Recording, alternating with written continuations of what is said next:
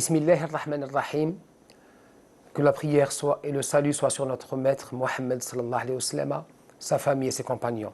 Chères téléspectatrices, chers téléspectateurs, assalamu alaykum, que la paix soit sur vous. La tradition rapporte qu'un groupe de compagnons alla, après le départ du prophète sallallahu alayhi wa sallam, al-Rafiq al-A'la, après qu'il ait rejoint son Seigneur sallallahu alayhi wa sallam, alla voir l'épouse du prophète, c'est notre mère Sayyida Aïcha, pour lui demander de leur décrire le prophète sallallahu alayhi wa sallam, elle, qu'il avait connu dans son intimité, de le décrire. Comment était le prophète? Comment était son caractère? Comment était sa manière d'agir et d'être? Elle leur répondit en quelques mots, un nombre réduit de mots, mais qui résume tout. Elle leur dit « Kana khuluquhu al-Qur'an » Son caractère, celui qui veut voir le prophète sallallahu alayhi wa sallam, n'a qu'à lire le Coran. Il était le Coran. Il était le caractère du Coran. Dans un autre hadith, elle dit, Sayyida Aïcha, que le prophète sallallahu alayhi wa sallam ne refusait jamais de répondre à l'appel de l'un de ses compagnons. Quiconque venait le voir ou venait à sa rencontre, il disait labbaik. Il répondait aux invitations. Celui qui l'invitait à déjeuner, à dîner ou autre, il répondait. Il ne mettait jamais personne dans la gêne.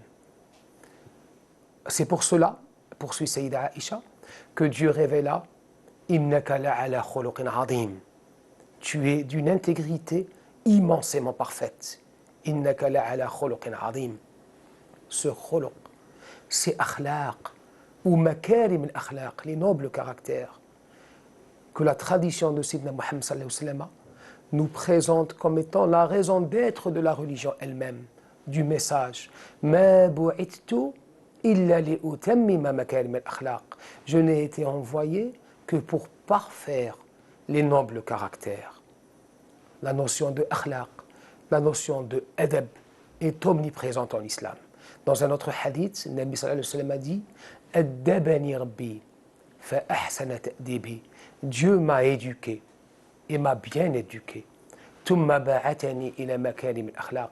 Ensuite, il m'a envoyé pour transmettre les nobles caractères. C'est akhlaq ou ce adab. Il y a d'un côté le halal et le haram.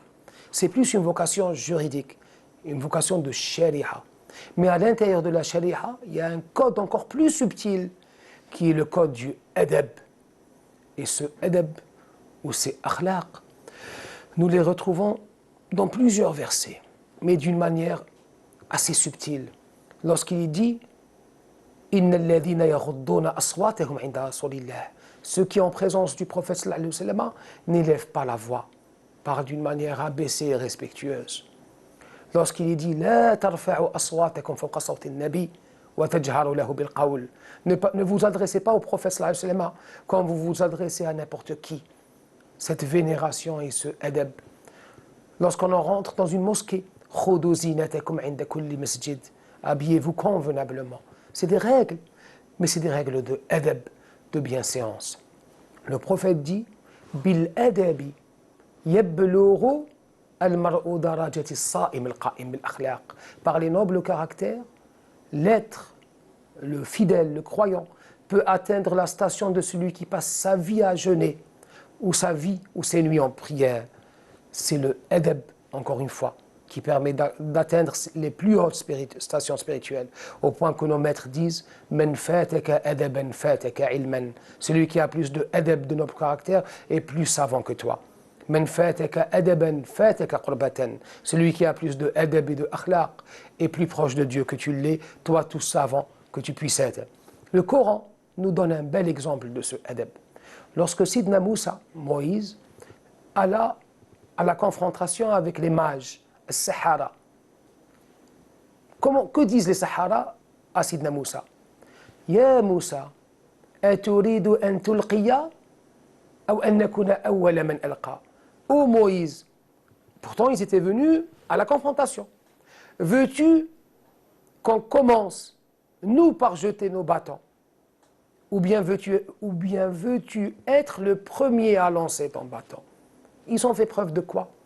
On dit, nos ulama disent, ils ont fait preuve de adab avec le prophète de Dieu. Sur le champ, le haqq tabaraka wa ta'ala fit d'eux des saints. فَأُلْقِيَ السَّحَرَةُ سُجَّدًا. Il a rempli leur cœur par la lumière de la foi. Pourquoi? Parce qu'ils ont fait preuve de adab avec le prophète sallallahu alayhi wa sallam. Adab, la bienséance à transmettre à nos enfants. Il y a un hadith, certains l'attribuent aux compagnons d'autres prophètes sallallahu alayhi wa sallam. Vos enfants, la'ibuhum sab'a, jouez avec eux 7 ans. Addibuhum sab'a, transmettez-leur le adab pendant 7 ans. Wa sahibuhum sab'a, et faites d'eux des compagnons, des amis, de 7 autres années. Que le Haqq tabaraka wa ta'ala nous inspire le adab, les règles de bienséance, et nous aide, et nous assiste à transmettre ces règles de adab aux nouvelles générations. Wassalamu alaikum.